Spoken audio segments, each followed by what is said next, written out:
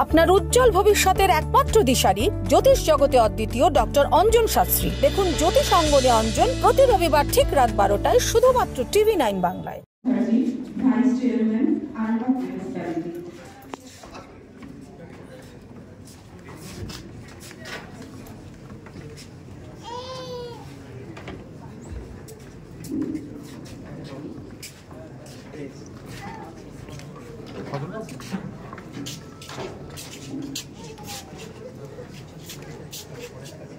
সবাইকে বসতে অনুরোধ করছি। আমাদের বিশেষ অতিথিবৃন্দ আমাদের মধ্যে উপস্থিত হয়েছেন, সবাইকে আমি বসতে অনুরোধ করছি। সরকারি পরিষেবা আপনার নিকটে আপনার দ্বারে পৌঁছে দেওয়া, ডাক বিভাগের সমস্ত পরিষেবা সম্পর্কে সচেতনতা বৃদ্ধি, আর্থিক অন্তর্ভুক্তির প্রচার এবং বিস্তৃত ডাক বিন্যাস ব্যবহারের মাধ্যমে বিশেষত গ্রামীণ এলাকায় সরকারি প্রকল্পসমূহের উপলব্ধতা সহজতর করার মধ্য দিয়ে গ্রামীণ সমাজ ও সম্প্রদায়ের উন্নয়নই হল এই কর্মসূচির মূল লক্ষ্য। এই কৌশলগত উদ্যোগের প্রধান উদ্দেশ্য হল সকল স্তরের মানুষের সাথে বিশেষত প্রান্তিক এলাকাগুলিতে আর্থিক সামাজিক উন্নয়ন ঘটানো। এই কর্মসূচি বিভিন্ন স্তরে কর্মরত মহিলাদের সাথেও একটি সুষম মাধ্যম তৈরি করে এবং তাদের প্রয়োজনের সাথে মানানসই বিভিন্ন পরিকল্পনা রূপায়ণে সহায়তা করে। এই কর্মসূচি বাস্তবায়নের প্রচেষ্টায় আজ আরামবাগ নেতাজি মহাবিদ্যালয়ের প্রেক্ষাগৃহে এই বৃহৎ ডাক সম্প্রদায় উন্নয়ন কর্মসূচির আয়োজন। আশা করি আপনাদের সকলের স্বতঃস্ফূর্ত অংশগ্রহণে এই উদ্যোগ সার্বিক সফলতা লাভ করবে। এই অবকাশে আমাদের মধ্যে উপস্থিত সকল সম্মানীয় অতিথিবর্গকে জানাই স্বাগত। আমাদের মধ্যে আজ উপস্থিত হয়েছেন শ্রী রিজু গাঙ্গুলি মহাশয়, মাননীয় postmaster general south Bengal region. PNG স্যারকে পুষ্পস্তবক এবং উত্তরীয় দিয়ে বরণ করে নেওয়ার জন্য অনুরোধ জানাচ্ছি।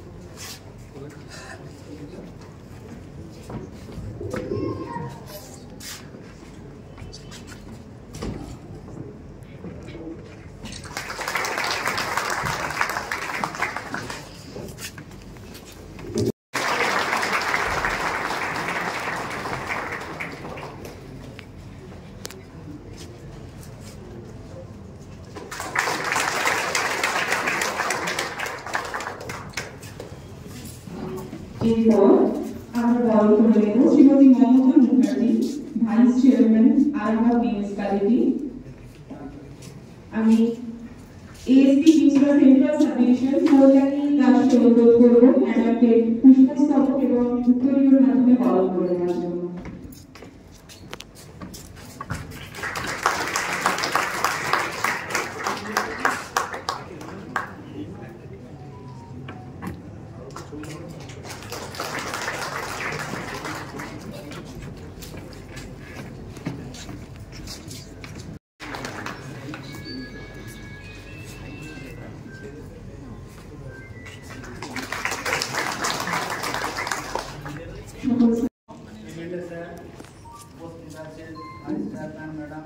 সকলকে নর্থ হুগলি ডিভিশনের তরফ থেকে আমি স্বাগত করছি এবং আমরা ভীষণভাবে আনন্দিত যে ওনারা আমাদের ব্যস্ত সময় থেকে আমাদের এই অনুষ্ঠানের জন্য সময় দিয়েছেন এবং এসেছেন।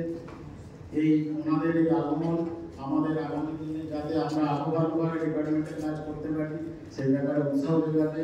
এরকম জনপ্রতিনিধিদের উপস্থিতি নিঃসন্দেহে একটা উৎসাহের ব্যাপার। আমরা আশা করব যে ওনাদের দেখানোর পথে আমরা ভবিষ্যতে আরো বিশেষভাবে উৎসাহীভাবে চলতে পারবো।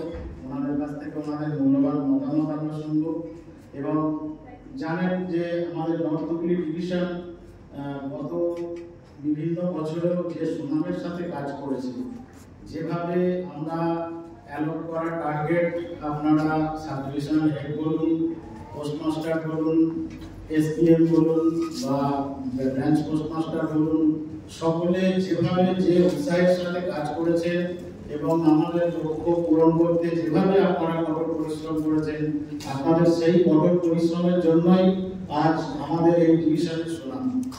আমি আশা করব যে এই ডিসিবিটি এবং এই ধরনের ডিসিবিটিতে ভবিষ্যতেও আমরা আমাদের দেওয়া যে সমস্ত টার্গেট আছে সেগুলো ফিল আপ করবো এবং সর্বোপরি জনগণের সাথে যে যোগাযোগ, আমরা সেই যোগাযোগ আরো বাড়িয়ে তুলব, যাতে আমাদের ভবিষ্যতে যাতে আমাদের পোস্ট অফিস থেকে কোনো মানুষ কোনোভাবেই অসন্তুষ্ট হয়ে না যান, যাতে আমরা তাদের সমস্ত দাবি দাওয়া সবকিছু সঠিক সময়ে এবং সঠিকভাবে পূরণ করতে পারি। এ ব্যাপারে নিশ্চয়ই আপনারা আমার মনে হয় আগে থেকেই ভালো কাজ করছেন এবং ইন ফিউচার ভবিষ্যতেও আপনারা ভালো কাজ করবেন।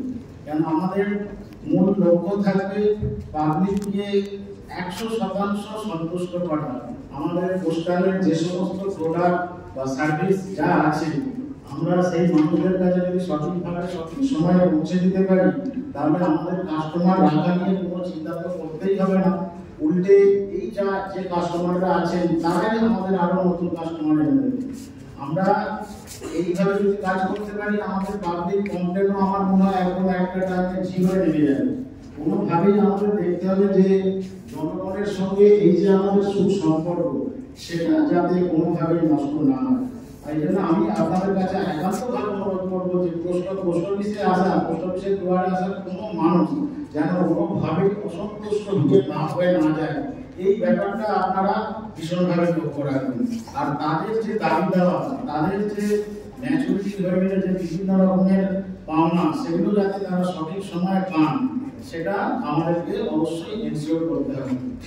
এই জিনিসগুলো যদি আমরা করতে পারি, তাহলে আজকে আমরা ডিসিডিপি করে একটা লক্ষ্য টার্গেট আপনাদেরকে দিচ্ছি, আপনারা ফিল আপ করছেন, কিন্তু ইন ফিউচার আমার মনে হয় আমাদের প্রত্যেকটা কর্মদিবসই এরকম একটা ডিসিডিপি ধরেই আমরা এগোবো, যাতে আমাদের দেওয়া টার্গেট কোনোভাবেই আমরা তার থেকে পিছিয়ে না পড়ি। আমি জানি আপনারা কঠোর পরিশ্রম করেন, শুধু আমার বিপিএম, এসপিএম, পিএম শুধু নয়, যারা এমনকি এজেন্ট আছেন তাদেরও ভীষণভাবে সহযোগিতা থাকে। আমি জানি সকলের সহযোগিতায় যেমন আমরা কতদিনে আমাদের লক্ষ্য পূরণ করেছি এবং আমি আশা রাখি যে আমরা ভবিষ্যতে এই ধরনের লক্ষ্য পূরণ করতে পারবো। মঞ্চে উপস্থিত সমস্ত গুণীজন, তাদেরকে আমার সশ্রদ্ধ নমস্কার প্রণাম, এবং আমার সামনে যারা বসে আছেন তাদেরকে প্রত্যেককে আমার আন্তরিক শুভেচ্ছা এবং কৃতজ্ঞতা, ভালোবাসা। আজকে এখানে আমাকে আমন্ত্রণ করার জন্য এবং এরকম একটা পোস্ট অফিস সংক্রান্ত অ্যাওয়ারনেস মানুষের মধ্যে আরো বেশি করে সচেতন করার জন্য যে আয়োজন করেছেন, সেই আয়োজনকে আমি অনেক অনেক ধন্যবাদ জানাই।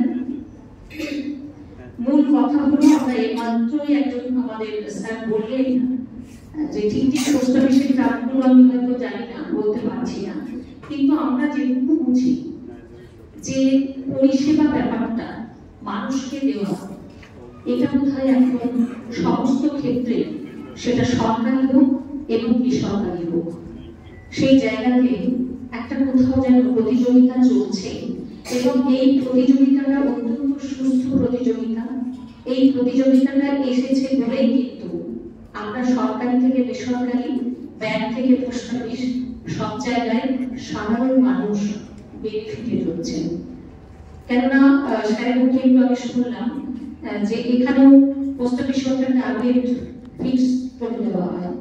এই টার্গেটটা কিন্তু আগে বোধহয়, আমি জানি না, আমি নাও ভুল হতে পারে, ভীষণভাবে টার্গেট বেঁধে দেওয়া হতো প্রাইভেট সেক্টর, যার জন্য সেখানকার পরিষেবাটা অনেক বেশি ছিল। কিন্তু সরকারি যে কোনো প্রতিষ্ঠানের মতো ব্যাংক বা যেগুলো পোস্ট অফিস, সরকারের আন্ডার থেকে মানে ব্যাংক বা পোস্ট অফিস, সেখানে কিন্তু মানুষের এত পরিষেবা দেওয়ার ব্যাপারটাতে তারা কনসার্ন ছিলেন না, সবাই বলবো না, একটা ছিলেন, কিন্তু অনেক মানে সরকারি জায়গায় টাকা রেখেছেন, আপনার এত কথা কেন, আপনার যদি সময় না হয় 1 মাস পরে আসবেন, মানে এটা একদম সাধারণভাবে আমার পোস্ট অফিসের খুব কাছে বাড়ি এবং আমার বাড়ির অনেক আত্মীয় স্বজনই এখনো ব্যাংকে কর্মরত, স্টেট ব্যাংক থেকে শুরু করে পিএনবি থেকে সব জায়গাতে। তার জন্যই আমি বলছি, কিন্তু এখন আর ব্যাপারটা সেরকম নেই। একজন কাস্টমার এলে তাকে কিন্তু পরিষেবাটা দেওয়ার জন্য সেটা অফিসের সকলে তৎপর হয়ে ওঠে, কেননা তারা জানেন যে এই জায়গা থেকে যদি আবার আজকে ফেরত যেতে হয়, সে কিন্তু আর দ্বিতীয় দিন নাও আসতে পারে, সে পরের দিকে যেতে পারে, কোথাও যে টাকাটা রাখতে পারে। এই যে ব্যাপারগুলো এখন হয়েছে, এটা অত্যন্ত ফলপ্রসূ। এবং স্যার যেটা বলছিলেন, যারা আপনারা স্টাফ আছেন তারা তো অক্লান্ত পরিশ্রম করেননি। আরেকটা হচ্ছে পেপারমেন্ট, আমরা পরিষেবাটা নিতে যাই যারা, তারাও কিন্তু অনেক সময় ভীষণভাবে অধৈর্য হয়ে পড়ি। আর যারা ওপাশে থেকে কাজটা করেন তাদের কষ্টটা বুঝতে হবে, বা অনেক সময় সার্ভার ডাউন থাকে, এখন সবটাই কম্পিউটারাইজড হয়ে গেছে। তো সেই জায়গায় দাঁড়িয়ে অনেক সময় আমরা কিন্তু অধৈর্য হয়ে যাই, দুটো খারাপ কথা বলে ফেলি। প্লিজ এইটা কিন্তু আমরাও যেন সচেতন থাকি, যারা ওই দিকে কাজ করছেন তারাও কিন্তু আপনাকে আমাকে পরিষেবা দেওয়ার জন্যই বসে আছেন। এবং ওপাশেও যারা থাকে, সব মানুষের ধৈর্য বা মানসিকতা তো এক থাকে না, হয়তো কোনো একজন বাকি থাকে, সেটা কিন্তু আস্তে আস্তে প্রচার হয়ে যায়, ওই মিনিস্টারে যাস না, ভীষণ খেঁচতেছে, এরকম একটা শুনি যে কথাগুলো। তো আজকে এই ধরনের একটা যে গেট টুগেদার, এখানে স্যারের সাথে আমাদের সাধারণ মানুষের যে সমন্বয় সাধনের যে পথ আপনারা করেছেন, এটাতে বোঝা যাবে যে ওনারা চেষ্টা করছেন সম্মতভাবে যে সাধারণ মানুষকে পরিষেবা দেওয়ার জন্য। সেই ধৈর্য, সেই সমবেদনা, সেই ভালোবাসা, সেটা কিন্তু দুই পক্ষের মধ্যে কাম্য। এবং তার জন্য যে সচেতনতার জন্য আজকে এখানে আমরা সবাই মিলিত হয়েছি, আমি আরো একবার ভারত সরকারের ডাক বিভাগের ministry of communication, department of post এর উদ্যোগে আজকে এই নেতাজি মহাবিদ্যালয়ের প্রেক্ষাগৃহে আমরা বসে আছি, যেখানে পোস্টমাস্টার জেনারেল আছেন, যেখানে আছেন উত্তর হুগলি ডিভিশনের মাননীয় সুপারিনটেন্ডেন্ট আছেন, এই নেতাজি মহাবিদ্যালয়ের ভারপ্রাপ্ত অধ্যক্ষ বিশ্বনাথ করাই, এবং এখানে এই ডাক বিভাগের পক্ষ থেকে যে সমস্ত অতিথি আছেন, পোস্ট বিভাগের কর্মী আছেন, আধিকারিক আছেন, তাদের সকলকে আমার পক্ষ থেকে নমস্কার, ধন্যবাদ এবং অভিনন্দন জানাই। আমি অত্যন্ত আনন্দিত এবং গর্বিত যে ভারত সরকারের পক্ষ থেকে ডাক বিভাগ আজকে যে মেগা ডাক কমিউনিটি ডেভেলপমেন্ট প্রোগ্রাম, এই যে প্রোগ্রামের ডাক দেওয়া হয়েছে, সেখানে আমাকে দুটো কথা বলবার সুযোগ দেওয়া হয়েছে। আজকের যে ডাক অবস্থা, আমরা ডাক অবস্থা আমরা আগে জানতাম, আমরা যেভাবে ডাক সম্পর্কে অবহিত হয়েছি গতকাল থেকে, আমরা ডাক করা, চিঠিপত্র হাতে নিয়ে গ্রামের পর গ্রাম ঢুকে যাওয়া, সেটা আছে। পদ্ধতিটা খানিকটা পরিবর্তন হয়েছে। আজকের দিনে দাঁড়িয়ে হয়তো চিঠিপত্র এত পরিমাণে পোস্ট পিওদের বাড়ি বাড়ি পৌঁছে দিতে হয় না, কিন্তু আরো পরিসর বেড়েছে। আজকে আমরা আমার মনের ভাব প্রকাশ করবার জন্য, আমার আত্মীয়ের খোঁজ নেবার জন্য আর চিঠি লিখি না, আমাদের সেই জায়গাটা পূরণ করেছে ইন্টারনেট।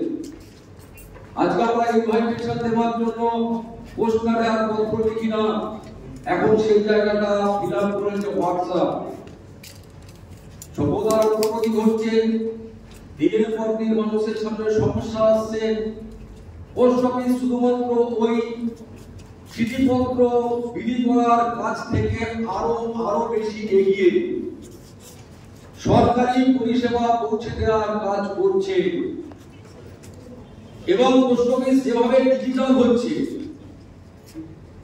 ডিজিটাল পরিষেবার মাধ্যমে মানুষকে যেভাবে যুক্ত করছে, যেটা আমরা ব্যাংকগুলোতে পাই, সেই পরিষেবা একইভাবে পোস্ট অফিসে পাচ্ছি। কিন্তু আমি একটু আগেই বলছিলাম ভাইস প্রিন্সিপালের ঘরে গিয়ে সবাই আমরা বলেছি যে আমাদের জীবনে কয়েক বছর আগে ঘটে যাওয়া একটা বিরাট বড় স্ক্যাম, যেটাকে আমরা বলি চিট ফান্ড স্ক্যাম, সেই স্ক্যামের জন্য দুটো কারণ দায়ী ছিল। একটা হলো আমরা, অর্থাৎ ভারত সরকারের পোস্ট অফিসের পক্ষ থেকে, ব্যাংকের পক্ষ থেকে মানুষকে সচেতন করা সম্ভব হয়নি যে তোমরা আমাদের কাছে এসো, এর বাইরে কোথাও টাকা রেখো না। দ্বিতীয়, মানুষের সীমাহীন লোভ, যে আমার টাকাটা 3 মাসে 3 বছরে 3 গুণ হয়ে যাবে, এই দুটোর বাইরে অন্য কিছু আমি চিন্তা করি না। তো আমি আমার মানুষজনকে, আমার পরিচিতজনকে বলি, পোস্ট অফিস আছে টাকা রাখো, ব্যাংক আছে টাকা রাখো, এলআইসিআই আছে সেখানে টাকা রাখো। আমার ভাই ওই চিট ফান্ডে টাকা রেখেছিল, আমি ওকে বারণ করেছিলাম যে এই সমস্ত জায়গায় টাকা রাখতে হয়। টাকা রেখেছে, টাকা হারিয়ে গেছে, আমার সাহায্য চেয়েছে, আমি সাহায্য করি, আমাকে ওই বিষয়ে কোনো জিজ্ঞাসা করবে না, আমি তোমাকে সাহায্য করবো, কারণ আমি তোমাকে বারণ করেছিলাম যখন রেখো না। আমি আর একটা কথা আলোচনা করছিলাম, আজকে ভারপ্রাপ্ত অধ্যক্ষ মহাশয় তিনি যদি পোস্ট মাস্টারদের বা ডিপার্টমেন্টকে বা নন পুলিশ ডিভিশনকে বা পোস্ট মাস্টার জেনারেলের সঙ্গে কথা বলে কলেজের সমস্ত ছাত্র ছাত্রীদের নিয়ে যদি এখানে একটা সেমিনার করা যায়, তাহলে এই ছাত্র ছাত্রীদের মাধ্যমে আমরা অনেকটা জায়গায় পৌঁছতে পারব। এবং তার সঙ্গে সঙ্গে আমি সুপারিনটেন্ডেন্টকে বলেছি যে দেখুন, আপনারা যখন প্রোগ্রাম করতে যাবেন কোথাও, আপনাদের কি ইনফ্রাস্ট্রাকচার আছে আমি জানি না, কিন্তু গ্রামে যখন পৌঁছাবেন সেখানকার যারা প্রতিনিধি রয়েছে যে কোনো দলের, সেখানকার যারা শিক্ষিত মানুষ রয়েছে যে মতামতকে হোক না কেন, সেখানকার যে বেকার যুব সমাজ রয়েছে তাদের একত্রিত করার চেষ্টা করুন, ছোট ছোট করে মানুষকে বোঝান যে ডাক পরিষেবার মাধ্যমে আপনি আগামী দিনে কি কি সুযোগ পেতে চলেছেন, এখন কোন কোন সুবিধাগুলো রয়েছে। আজকে ব্যাংকের সুদের হার কত, পোস্ট অফিসের সুদের হার কত, কত টাকা রাখলে আমি কত বছর পরে কত টাকা পাবো, কতজন মানুষ জানে? গ্রামের মানুষ জানেন না, কারণ আমরা তাদের সচেতন করতে পারিনি, আমরা বিজ্ঞাপন দিয়ে পৌঁছে দিতে পারিনি। আমরা আনন্দবাজারে বিজ্ঞাপন দেব, আমরা বর্তমানে বিজ্ঞাপন দেব, দেশের প্রথম সারির সমস্ত সংবাদপত্রে বিজ্ঞাপন দেব, কিন্তু ডাক বিভাগ গ্রামের মধ্যে একটা বিজ্ঞাপন এইভাবে টানিয়ে দিতে পারে না যে আপনি পোস্ট অফিসে আসুন, আপনার স্থানীয় পোস্ট অফিসে এই সুদে এই টাকা দেওয়া হবে, এত বছরের জন্য এত টাকা দেওয়া হবে। এটা করতে হবে, ভারত সরকারকে চিন্তা করতে হবে। তার সঙ্গে সঙ্গে যারা আরবির কাজ করেন এই পোস্ট অফিসগুলোতে, তাদের যে রেগারিং ডিপোজিটের জন্য সামান্য পরিমাণ সাহায্য পান, সেটাকে বাড়াতে হবে। এই চাপটা আমাদের কাছে আছে, যারা এই পোস্ট অফিসের সঙ্গে যুক্ত আছেন তারা আমাদের বলেন, সম্প্রতি তারা কলকাতা গিয়েছিলেন, যন্তর মন্তরে তারা গিয়ে ঘটনা দিয়েছেন, তাদের মেমোরেন্ডাম ভারত সরকারের কাছে পৌঁছে দিয়েছেন, সেটা একটা দিক। তার সঙ্গে সঙ্গে সরকারি ভাবে যারা আধিকারিক আছেন এই মঞ্চে বসে, তাদেরও জানাতে হবে যে আমরা প্রতিনিয়ত এটা ফিল করছি, এই বিষয়ে আপনারা ভাবুন। সমাজটাকে বাঁচাতে হবে, সমাজটাকে ভাবতে হবে, সমাজের মানুষকে বাঁচাতে হবে, সমাজের মানুষের কল্যাণের জন্যই আমরা এখানে উপস্থিত হয়েছি পদক্ষেপ করবার জন্য। আজকে আমি এখানে উপস্থিত হতে পারতাম না, আমার দাদা স্যারকে অনেক অনেক ধন্যবাদ। ওনার সুচিন্তিত বক্তব্য বিপিএম রাজনাথ দিও। সৃজনকে অনুরোধ করবো, তুমি দয়া করে মঞ্চে এসো। সবথেকে বেশি প্রিমিয়াম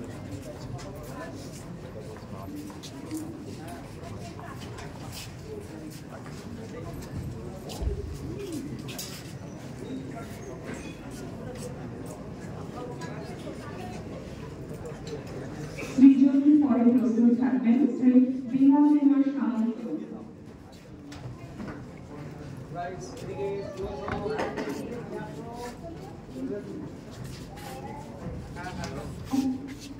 পুরস্কার গ্রহণ করছে সৃজনী মাঝিরা, বিপিএম রাজধানী দিও। 2024-25 এই অর্থবর্ষে ও পিএমআই ও প্রিমিয়াম কালেকশনের পরিমাণ 1,69,294 টাকা। এরপর অনুরোধ করবো শ্রী বিনোদ কুমার সামন্ত দ্বিতীয় দপ্তর পূর্বীয় পিএনআই ফার্স্ট ইয়ার প্রিমিয়ার কালেকশনে ডিভিশনের মধ্যে তৃতীয় স্থানে রয়েছেন জীবন বাবু।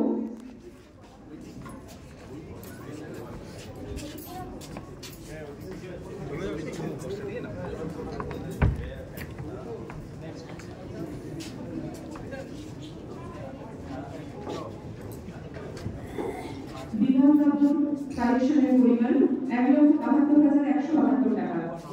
শ্রী বিমল কুমার সামন্ত দ্বিতীয় তহবিল পুরস্কার গ্রহণ করছেন।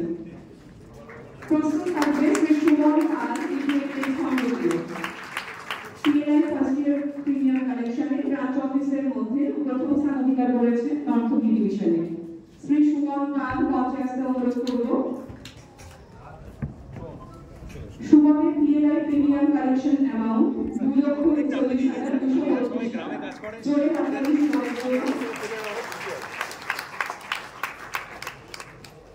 দিদি একটু এই পরের বিভাগ RPNI first year premier collection branch post office. তৃতীয় স্থানে রয়েছে শ্রীমতী চিত্রলেখা পালুই দ্বিতীয় শিখের পিও। চিত্রলেখা পালুইকে অনুরোধ করব মঞ্চে আসার জন্য। চিত্রলেখার আরপিএনআই প্রিমিয়াম কালেকশন অ্যামাউন্ট 2,92,594 টাকা।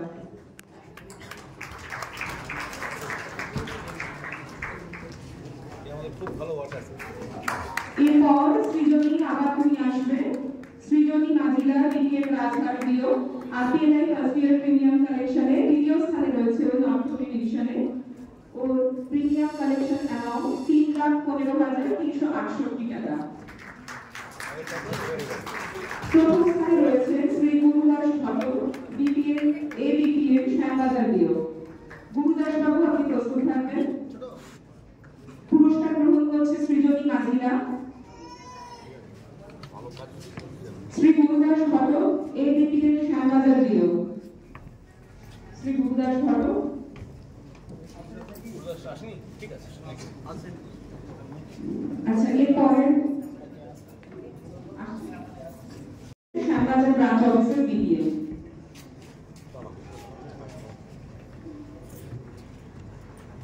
এরপরের বিভাগ best account opening office branch post office. তৃতীয় স্থানে রয়েছেন শ্রী শৈলেন ঘোষাল হাট বসন্ত পূর্বীয়। শ্রী শৈলেন ঘোষালকে অনুরোধ করব মঞ্চে আসার জন্য। উনি 2024-25 এই অর্থবর্ষে মোট 809টি অ্যাকাউন্ট ওপেন করেছেন ওনার ব্রাঞ্চ অফিসে। উনি তৃতীয় স্থানে রয়েছেন। এরপর প্রস্তুত থাকবেন আবারও শ্রী বিমল কুমার সামন্ত। শ্রী বিমল কুমার সামন্ত উনি অ্যাকাউন্ট ওপেনিং এ ব্রাঞ্চ পোস্ট অফিসের পারফরম্যান্সের ভিত্তিতে দ্বিতীয় স্থানে রয়েছেন নর্থ ডিভিশনে। উনি সারা বছরে মোট 1031টি অ্যাকাউন্ট খুলেছেন।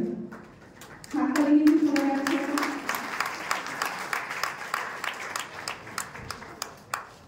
প্রথম স্থানে রয়েছে নিমগানি ব্রাঞ্চ অফিসের বিপিএম শ্রী প্রীতম পাল। প্রীতমকে অনুরোধ করব মঞ্চে আসার জন্য। প্রীতম 2024-25 এই এক বছরে মোট 1112টি অ্যাকাউন্ট ওপেন করেছে।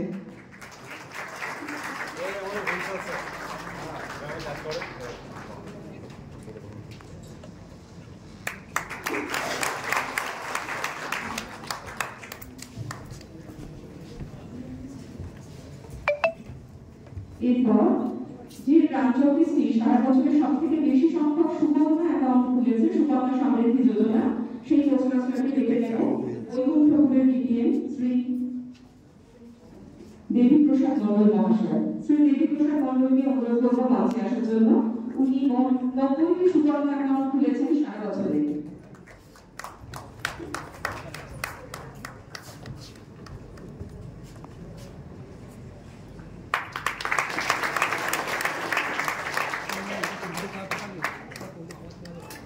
এরপরের বিভাগ best delivery performance of branch post office. তৃতীয় স্থানে রয়েছে আবার শ্রী বিমল কুমার সামন্তকে ডাকবো বিপিএল তহবিল। শ্রী বিমল কুমার সামন্ত আপনি মঞ্চে আসবেন। এবং আমাদের যারা রেগুলার পারফর্মার আরম্ভ করুন। প্রস্তুত থাকবেন Shri comic Das, BPL Jirat branch post office. Delivery পারফরম্যান্সের ভিত্তিতে ওনার অফিস দ্বিতীয় স্থানে রয়েছে। শ্রী কমিক দাস।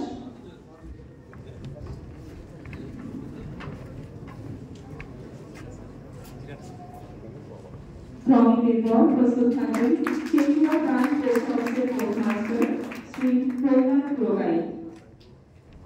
শ্রী প্রহ্লাদ পুরকাই, আপনাকে আসতে অনুরোধ করছি মঞ্চে। এরা আপনাদের কাছে পেলে খুব খুশি হব।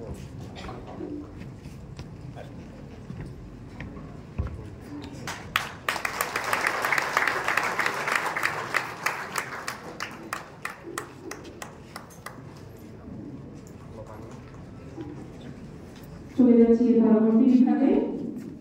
Best article booking in branch post office. প্রথম স্থানে রয়েছে বরুণামপাড়া ব্রাঞ্চ অফিস। বরুণামপাড়া ব্রাঞ্চ অফিসের বিপিএম কে আসতে অনুরোধ করছি।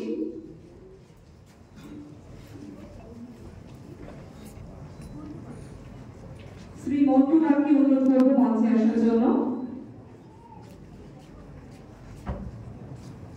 মোট 2566টি আর্টিকেলের ব্রাঞ্চ অফিসের সারা মাস সারা বছরে বুকিং হয়েছে। খুবই গর্বের একটা বিষয় এবং অনুপ্রেরণাদায়ক।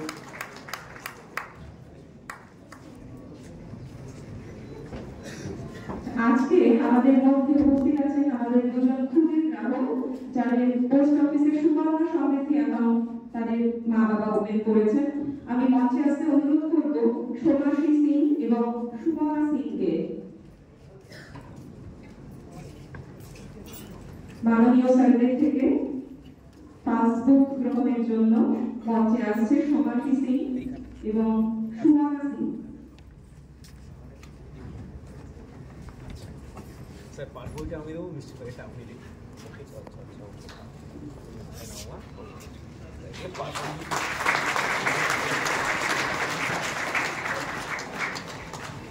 স্যার গোলাপ দেখুন।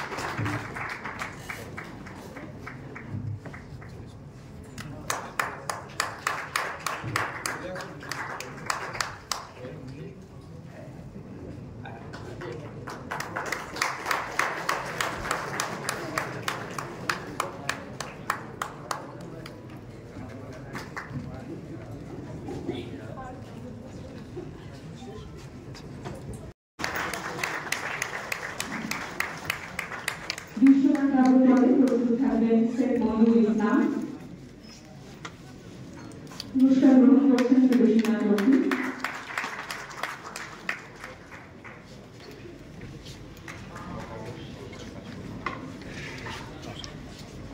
এরপর শেখ মনিরুল ইসলাম, উনি দ্বিতীয় স্থানে রয়েছেন প্রিমিয়াম কালেকশনের ভিত্তিতে। পিএলআই প্রিমিয়াম কালেকশন, ওনার কালেকশন অ্যামাউন্ট 1,57,049 টাকা। পুরস্কার গ্রহণ করেছেন মনিরুল ইসলাম। এরপর প্রস্তুত থাকবেন শ্রী অচিন্ত সমাদ্দার। শ্রী অচিন্ত সমাদ্দার এনএসজিপিএ 2 এমডিজি, তাকে অনুরোধ করছি।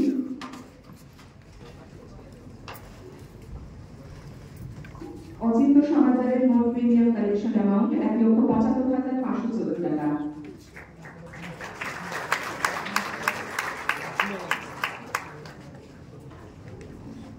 পরবর্তী বিভাগ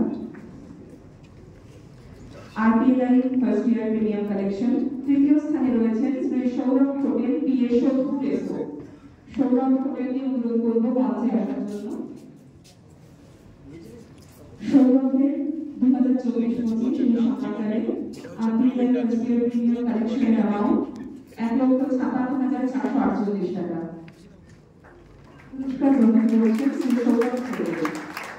এরপর আমাদের ডেকে নেব মইনুল ইসলামকে, পোস্টম্যান বদলগঞ্জ এসো। মঞ্চে আসছেন শেখ মইনুল ইসলাম, পোস্টম্যান বদলগঞ্জ এসো।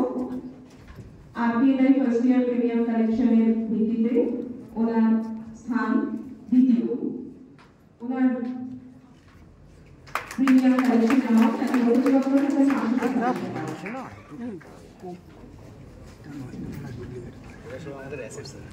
এরপর মঞ্চে আসছে অনুরোধ করব শ্রী অসীম কুমার মিশ্র, এসপিএম গোলঘাট এসো। পরবর্তী বিভাগ পোস্টম্যানদের জন্য বেস্ট ডেলিভারি পারফরম্যান্সের ভিত্তিতে আমাদের মাননীয় এমএলএ স্যার শ্রী মধুসূদন দাস মহাশয় ওনার কর্মব্যস্ততার মধ্যে জ্যোতিষ জগতে অদ্বিতীয় ডক্টর অঞ্জন শাস্ত্রী, আপনার উজ্জ্বল ভবিষ্যতের একমাত্র দিশারি।